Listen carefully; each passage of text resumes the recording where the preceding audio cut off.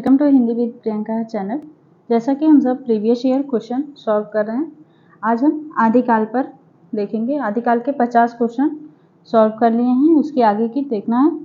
ठीक है, यहाँ से आपके परीक्षा में काफ़ी क्वेश्चन पूछे जाएंगे।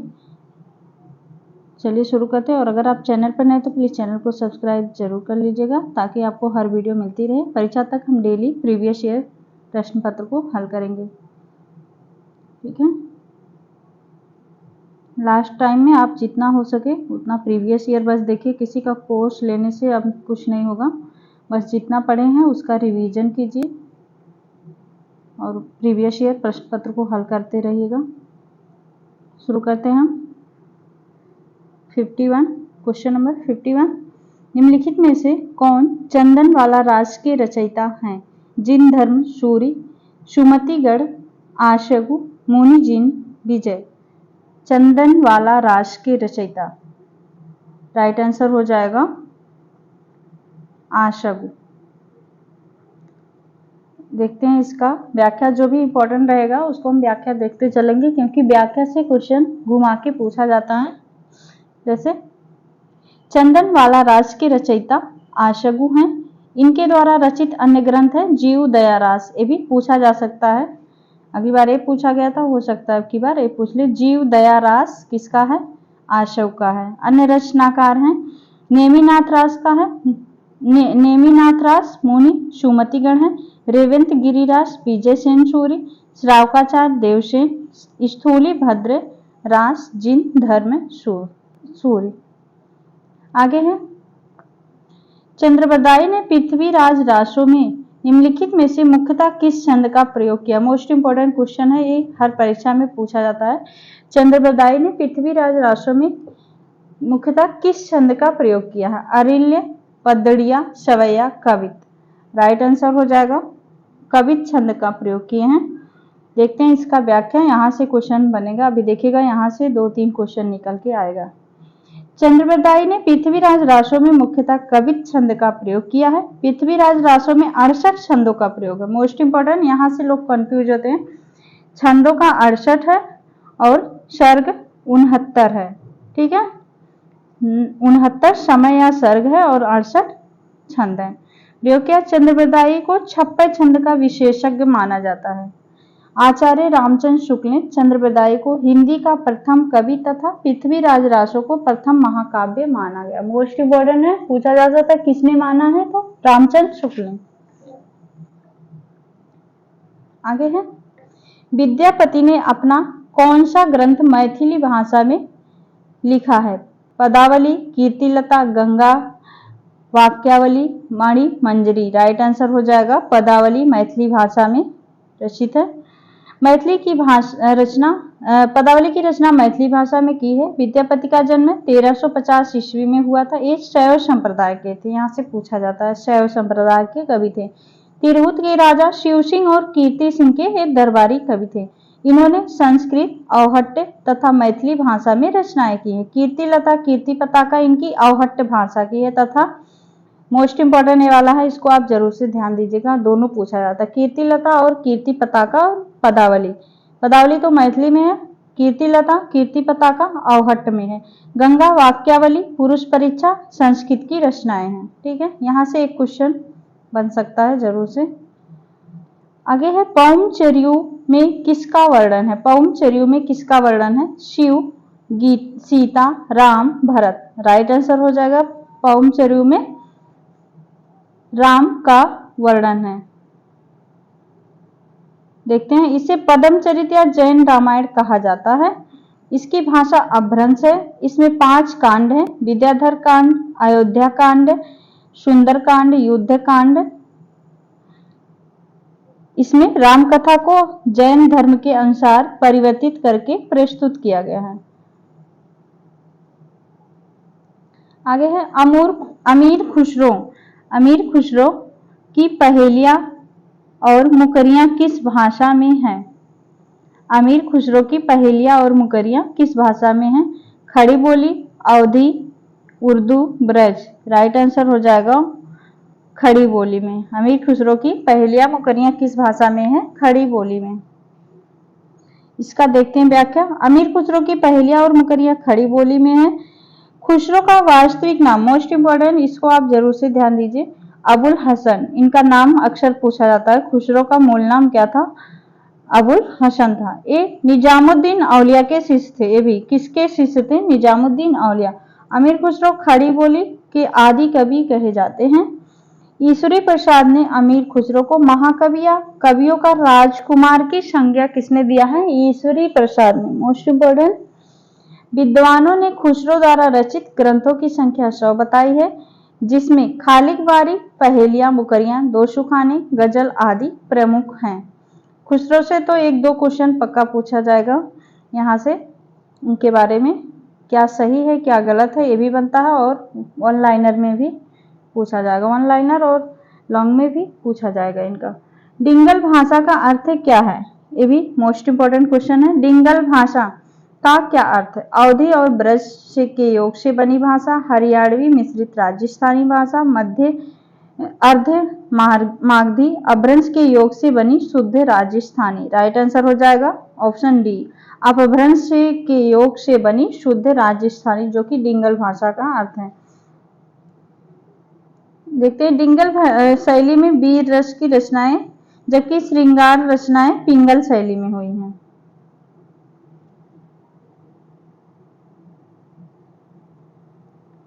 आगे है, अमीर खुसरो का जन्म स्थान कौन सा है? अमीर खुसरो का जन्म स्थान कौन सा था? जयपुर, इटावा, बिहार, एटा। राइट आंसर हो जाएगा एटा में इनका जन्म स्थान था।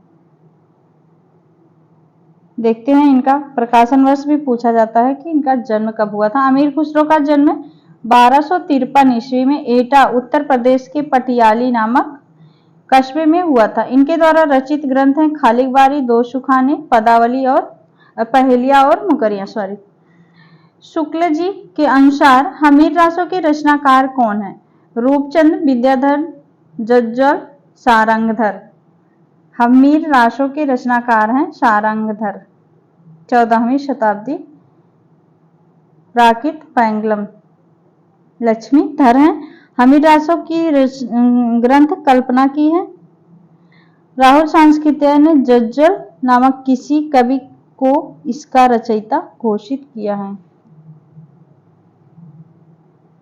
आगे है, विद्यापति ने किस भाषा में काव्य रचना की है? राजस्थानी, प्राकृत, ब्रज भाषा, मैथिली भाषा। मोस्ट इंपोर्टेंट, विद्यापति ने मैथिली भाषा में रचना की है। इनका देखते हैं व्याख्या। विद्यापति 3 भाषाओं में काव्य रचना की है, संस्कृत, अवहट्ट, मैथिली। अतः विकल्प सी संगत होगा। विद्यापति को मैथिल कोकिल कहा जाता है। इनका जन्म 1350 में हुआ था। मैथिल भाषा में विद्यापति ने पदावली की रचना की। सूर्यकांत त्रिपाठी निराला ने पदावली की मादकता को नागिन की लहर कहा। किसने कहा है? निराला ने कहा। ये भी क्वेश्चन बन सकता है। आगे है, अमीर खुसरो ने हिंदी के लिए कौन सा शब्द प्रयुक्त किया है? संस्कृत, रेखता, हिंदवी, हिंदुस्तानी। खुसरो ने हिंदी के लिए कौन सा शब्द प्रयुक्त किया है? हिंदवी। राइट आंसर हो जाएगा हिंदवी। अगला है, कीर्ति लता की भाषा क्या है? अभी इसको हम व्याख्या में देखे थे ना, वही क्वेश्चन है। कीर्ति लता की भाषा क्या है? अवधी, मिश्रित अपभ्रंश, प्राकृत, ब्रज। राइट आंसर हो जाएगा मिश्रित अपभ्रंश। कीर्ति लता की भाषा मिश्रित अपभ्रंश यानी कि अवहट्ट भाषा है। देखते हैं, विद्यापति तिरहुत के राजा शिव सिंह कीर्ति के दरबारी कवि थे। विद्यापति कीर्ति लता में तिरहुत के राजा कीर्ति सिंह की वीरता और उदारता का चित्रण किया गया है। आगे है, बालचंद विद्या वही भाषा, दुह नहीं लग्गहि दुज्जन हासा। विद्यापति की किस रचना की पंक्ति है? यहाँ पर दे दिया, इनका नाम भी दे दिया कि ये विद्यापति की पंक्ति है, और इस तरह से भी पूछा जा सकता है कि ये किसकी पंक्ति है। काफी बार पूछा गया है। विद्यापति की पंक्ति है, बालचंद विद्या वही भाषा, दुह नहीं लग्गहि दुज्जन हासा। पूछा गया किस रचना की पंक्ति है? कीर्ति पताका, भू परिक्रमा, लिखनावली, कीर्ति लता। राइट आंसर हो जाएगा कीर्ति लता की पंक्ति ये है। यहाँ पर इसका व्याख्या देखते हैं। हजारी प्रसाद द्विवेदी ने विद्यापति को श्रृंगार रस का सिद्ध वाक कवि कहा है। कीर्तिलता की रचना भृंग भृंगी संवाद के रूप में हुई। मोस्ट इंपॉर्टेंट है, निम्नलिखित में से कौन सी अमीर खुसरो की रचना नहीं है? पहेलियां तथा मुकरियां, पुरुष परीक्षा, खालिक बारी, दो सुखाने। राइट आंसर हो जाएगा पुरुष परीक्षा, जो कि विद्यापति की है। पुरुष परीक्षा संस्कृत में लिखी गई उनकी रचना है विद्यापति की। आगे है, निम्नलिखित में से कौन निर्गुण भक्ति धारा का नहीं है? रैदास, कबीर, नानक, विद्यापति। राइट आंसर हो जाएगा निर्गुण काव्य धारा के नहीं है Vidyapati. Right answer option D. Vidyapati शैव संप्रदाय के कवि थे, ठीक है, आदिकालीन के श्रृंगारी कवि थे। आगे है, ढोला मारूरा दूहा में ढोला के पिता का क्या नाम था? मोस्ट इंपोर्टेंट, राजा जसवंत सिंह, राजा जय सिंह, राजा नल, राजा हरराज सिंह। ढोला के पिता का नाम क्या था? राजा नल। ये भी क्वेश्चन बन जा, इसका पात्र पूछा जा सकता है। ढोला मारूरा दूहा का कौन है? ढोला, जिसके पिता का नाम था राजा नल।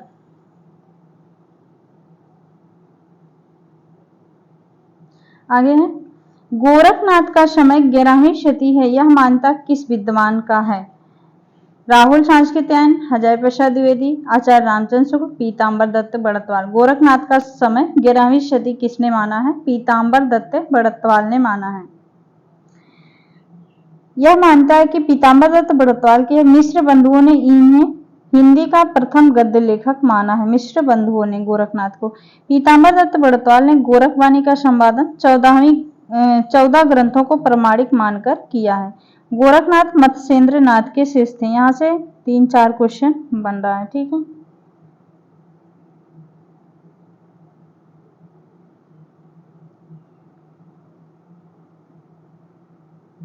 आगे है, नाथ सिद्धों की परंपरा से ही छटकर निकला है, यह कथन किसका है? नाथ पंथ सिद्धों की ही परंपरा से छटकर निकला है। रामकुमार वर्मा, शिव सिंह सेंगर, राहुल सांस्कृत्यायन, रामचंद्र शुक्ल। राइट आंसर हो जाएगा रामचंद्र शुक्ल की पंक्ति है। आगे है, पिंगल मिश्रित भाषा की रचना है। पिंगल मिश्रित भाषा की रचना है। मुहूर्त, नैरसी, ऋख्यात, पृथ्वीराज रासो, अचल दास खींची या वचनिका, बाबूजी राव दुहा। राइट आंसर हो जाएगा पृथ्वीराज रासो पिंगल मिश्रित भाषा की रचना है। आगे है, आदिकालीन हिंदी के संबंध में उपयुक्त सही नहीं है, इसमें से पूछा गया है, उपयुक्त नहीं है। संयोगिता की ओर झुकाव, ड़ा ध्वनि का विकास, ढा ध्वनि का विकास, संयुक्त स्वर ए का प्रयोग। आदिकालीन हिंदी के संबंध में उपयुक्त नहीं है। राइट आंसर हो जाएगा संयोगात्मकता की ओर झुकाव। संयोगात्मकता की ओर झुकाव।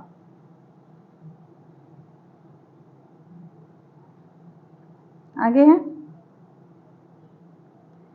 कमान बाण छूटहि अपार, लागत लोह इस धारी धार, घमसान धान सब वीर शेष, धन श्रोण बहत अस रकत रेत। उपरोक्त पंक्तियों में किसके मध्य होने वाले युद्ध का वर्णन है? पृथ्वीराज की सेना व शत्रु शहाबुद्दीन गोरी की सेना, शहाबुद्दीन की सेना व कुमोदमणि की सेना, पृथ्वीराज की सेना व समुद्र शिखर की सेना। राइट आंसर हो जाएगा पृथ्वीराज की सेना व समुद्र शिखर की सेना। आगे है, यह कहानी 16वीं शताब्दी के बाद की लिखी गई है और रासों में प्रक्षिप्त हुई है। पद्मावती समय के विषय में यह कथन किसका है? रामचंद्र शुक्ल, हजारी प्रसाद द्विवेदी, गणपत चंद्र गुप्त, राहुल सांस्कृत्यायन। यह कहानी 16वीं शताब्दी की लिखी गई है और रासों में प्रक्षिप्त हुई है। पद्मावती समय के विषय में किसने कहा? हजारी प्रसाद द्विवेदी का कथन है। आगे है, तिब्बत के 84 सिद्धों की परंपरा कौन से सिद्ध से आरंभ हुई? नारोपा, शरहपा, शबरीपा, लुईपा। सिद्धों के 84 सिद्धों की परंपरा कौन से सिद्ध से आरंभ हुई है? लुईपा। राइट आंसर हो जाएगा लुईपा। लुईपा से आरंभ हुई है।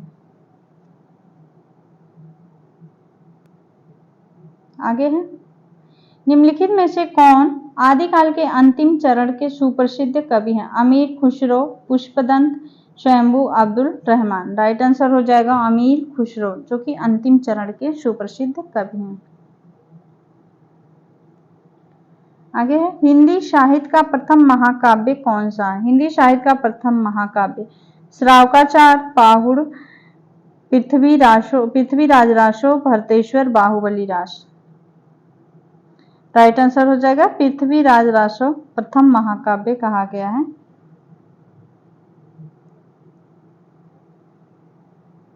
आगे सुमेलित करना है इसमें। ये वाला क्वेश्चन सही नहीं है, इसका हम व्याख्या में देख लेते हैं क्योंकि इसको माना नहीं गया है। गोरखनाथ और उनका युग, रांगे रागो, हिंदी काव्य में निर्गुण संप्रदाय, पीताम्बर दत्त बड़तवाल, नाथ संप्रदाय, हजारी प्रसाद द्विवेदी, सिद्ध साहित्य, धर्मवीर भारती। आगे, भरत मुनि ने अपभ्रंश को क्या नाम दिया है? मोस्ट इंपॉर्टेंट, भरत मुनि ने अपभ्रंश को क्या नाम दिया? लोक भाषा, देश भाषा, जन भाषा, अशुद्ध भाषा।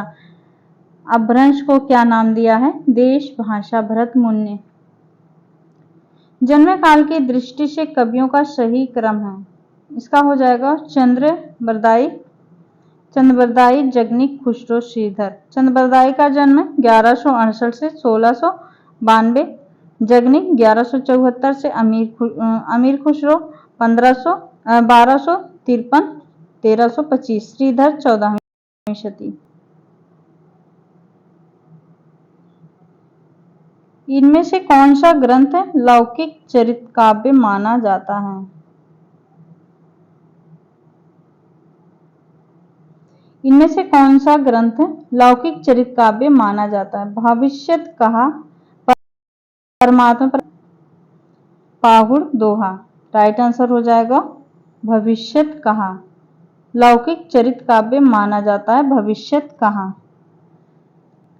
जबकि योगसार परमात्म प्रकाश के लेखक जोइंद हैं और पाहुड़ दोहा के लेखक राम सिंह हैं। आगे, नाथ संप्रदाय के प्रवर्तक थे।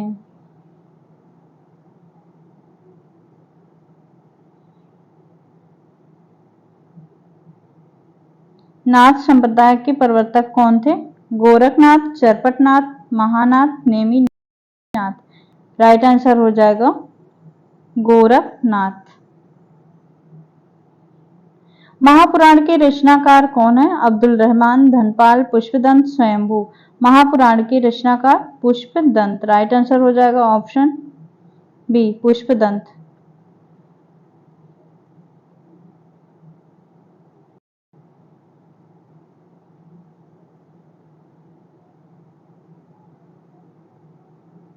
इसका व्याख्या देख लेते हैं क्योंकि ये वाला क्वेश्चन इंपॉर्टेंट है। महापुराण आदिकालीन ग्रंथ है, इसके रचनाकार पुष्पदंत हैं। इनकी अन्य रचनाएं हैं तिरसठी महापुरुष गुणालंकार, रय कुमार चेरू, जशहर चेरू। तिरसठी महापुरुष गुणालंकार को ही महापुराण कहा जाता है। महापुराण में 63 महापुरुषों का जीवन वर्णित है। भी पूछा जाता है कितने महापुरुषों को? 63 महापुरुष। पुष्पदंत को हिंदी का भवभूति कहा जाता है। शिव सिंह सेंगर ने पुष्पदंत को भाखा की जड़ कहा है। मोस्ट इंपॉर्टेंट है, भाखा की जड़ पुष्पदंत को किसने कहा है? शिव सिंह सेंगर ने। तथा हिंदी का प्रथम कवि स्वीकार किया है शिव सिंह सेंगर ने। इन सिद्धों एवं नाथों में सबसे पुराने हैं शरहपा, काड़पा, मच्छंदरपा, गोरखनाथ। सबसे पुराने हैं, इसका हो जाएगा सबसे पुराने हैं मच्छंदरनाथ। राइट आंसर हो जाएगा मच्छंदरनाथ।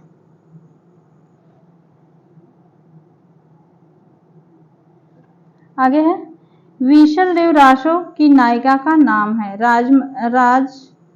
राजवती, मृणालवती, रूपमती, राजमती। राइट आंसर हो जाएगा राजमती। विशल देव रासो की नायिका राजमती है। इसका समय 1155 है। नरपतनाल है इसकी रचना। विशल देव, इसका देख लेते हैं व्याख्या अच्छे से। विशल देव रासो की नायिका राजमती है। विशल देव रासो 1155 एक रासो साहित्य है जिसके रचनाकार नरपतनाल है। यह 4 खंडों में वीर तथा श्रृंगार रचना है। हिंदी में सर्वप्रथम 12 मासा ऋतु का वर्णन तथा वीर काव्य परंपरा का प्रथम ग्रंथ विशल देव रासो को ही माना जाता है। आगे है, आदिकालीन रासो साहित्य की प्रमुख प्रवृत्तियों संबंधित कौन सा कथन सही नहीं है? इसमें से कौन सा सही नहीं है? इस साहित्य में राष्ट्र प्रेम का सुंदर चित्रण किया गया है। युद्धों का सजीव वर्णन साहित्य की अन्य विशेषता है। इसमें शौर्य की विलासिता का स्वाभाविक और जीवंत चित्रण है। श्रृंगार रस और वीर रस का एक साथ चित्रण इसी महत्वपूर्ण विशेषता है इसकी। राइट आंसर हो जाएगा ए वाला। इसमें राष्ट्र साहित्य, राष्ट्र प्रेम का सुंदर चित्रण, राष्ट्र का नाम निशान नहीं इसमें है। ठीक है, आगे है, अमावस कै घड़ी झिलमिल चंदा पूनम कै घड़ी सूर नाद कै घड़ी व्यंद गर्जय वाजंत अनहद तूर।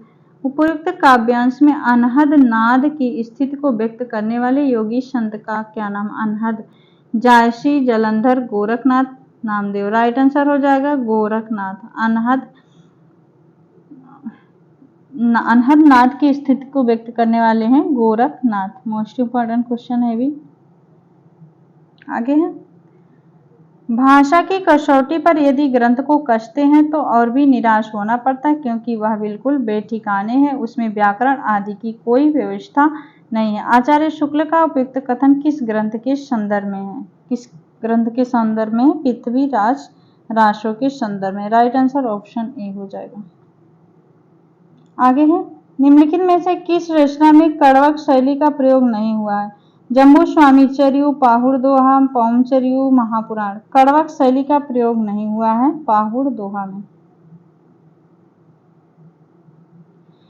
सांकेतिक अर्थ रखने के कारण इनकी वाणियों की भाषा को संधा भाषा कहा गया है। सिद्ध, सूफी, नाथ, कबीर। संधा भाषा किसकी वाणियों को कहा गया है? सिद्धों की। Right answer option A. आगे है, आदिकाल के किस कवि की भाषा हिंदी के वर्तमान रूप में सर्वाधिक निकट है? चंद्रबरदाई, विद्यापति, मुल्ला दाऊद, अदहमार, अमीर खुसरो। राइट आंसर हो जाएगा अमीर खुसरो की भाषा। पृथ्वीराज रासो में प्रमुख रस कौन सा है? वीर और श्रृंगार रस, श्रृंगार और भयानक। राइट आंसर हो जाएगा इसमें कौन से 2 रस हैं? वीर और श्रृंगार रस। Most important. आगे है, राहुल शांसी कृत्यायन ने हिंदी का पहला कवि किसे माना? चंद्रबरदाई, पुष्पदंत, मुंज, स्वयंभू, शरहपाद। राहुल शांसी कृत्यायन ने हिंदी का प्रथम कवि किसे माना है? शरहपाद को। राहुल शांसी कृत्यायन ने शरहपाद को, रामचंद्र शुक्ल ने चंद्रबरदाई को हिंदी का प्रथम महाकवि माना है। सिद्धों की वाणियों को हिंदी काव्य धारा के नाम से किसने संग्रहित किया? महामहोपाध्याय हरप्रसाद शास्त्री, डॉक्टर शहीदुल्लाह, डॉक्टर प्रबोध चंद्र बागजी, डॉक्टर हरमन याकूब, राहुल शांसी कृत्यायन। हिंदी काव्य धारा के नाम से किसने संग्रहित किया है? हिंदी काव्य धारा के नाम से सिद्धों की वाणियों को हिंदी काव्य धारा के नाम से किसने संग्रहित किया है? हिंदी काव्य धारा। राइट आंसर हो जाएगा इसमें राहुल शांसी कृत्यायन ने किया, जो कि यहाँ पर सही नहीं दिया है। आगे है,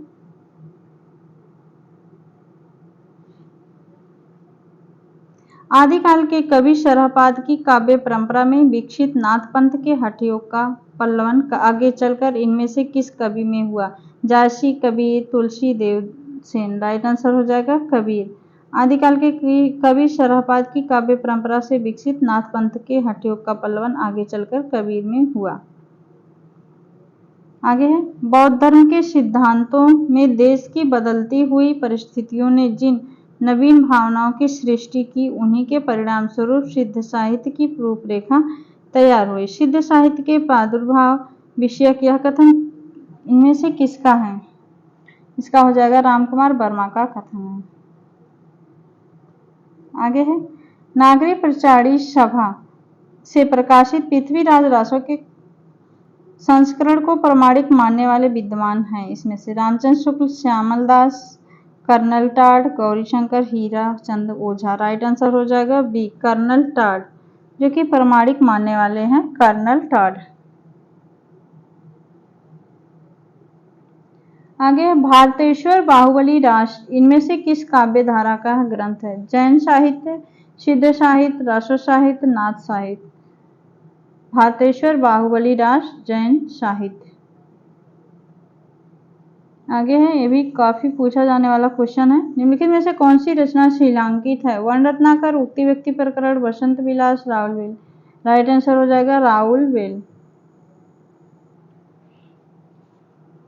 आदिकालीन साहित्य से संबंधित इनमें से कौन सा कथन सही नहीं है? दोहा आदिकालीन अपभ्रंश साहित्य का प्रमुख छंद है।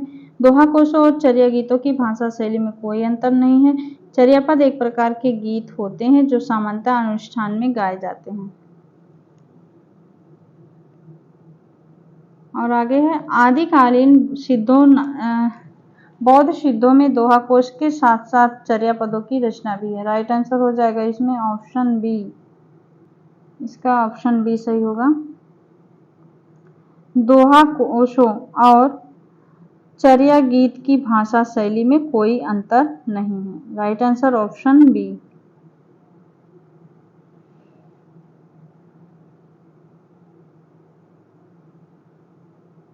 आगे है, रचना और रचनाकार की दृष्टि से कौन सा विकल्प सुमेलित नहीं है? इसमें से प्रबंध चिंतामणि, विनय चंद सूर्य, पाहुड़ दोहा, राम सिंह, नेमिनाथ चरिऊर, हरिभद्र सूर्य, भविष्यत कहा, धनपाल।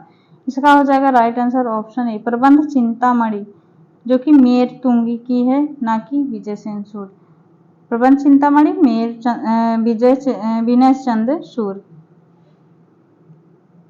यहाँ पर देखते हैं, प्रबंध चिंतामणि मेरु तुंग,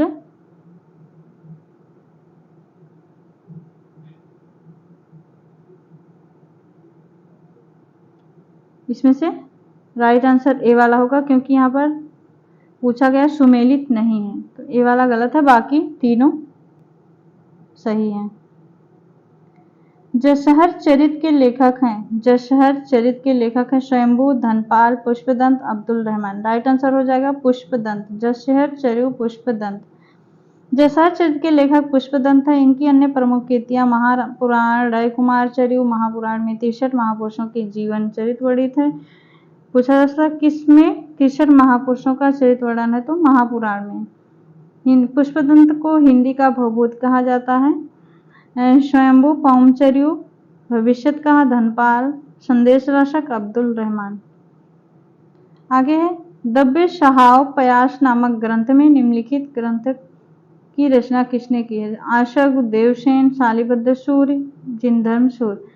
दव्य सहाव पयास नामक अपभ्रंश में लिखित अपभ्रंश ग्रंथ की रचना किसने की है? राइट आंसर हो जाएगा देवसेन ने। यहाँ पर हमारा 100 क्वेश्चन समाप्त हुआ। ये आदिकाल के सभी क्वेश्चन बहुत ही इंपॉर्टेंट हैं और यहाँ से परीक्षा में पूछा जा सकता है। उम्मीद है आपको अच्छा लगा होगा।